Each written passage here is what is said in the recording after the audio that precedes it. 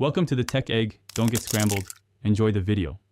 In this video, I will show how to find Ford Fusion Keypad code, updated.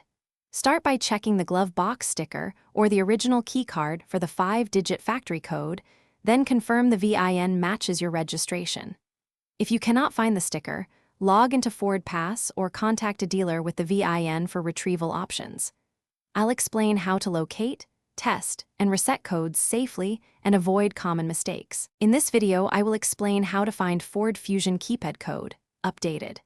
Gently remove the glove box liner and look for a small white sticker with the 5-digit code often placed by the factory. Also check the owner's manual, the original paperwork, and common hidden areas like under the dash or near the fuse panel. I'll walk you through what the code looks like and how to test it without locking yourself out.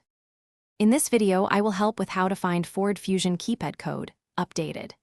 If the sticker or card is missing, call your local Ford dealer and give them the VIN so they can look up the factory code in their system.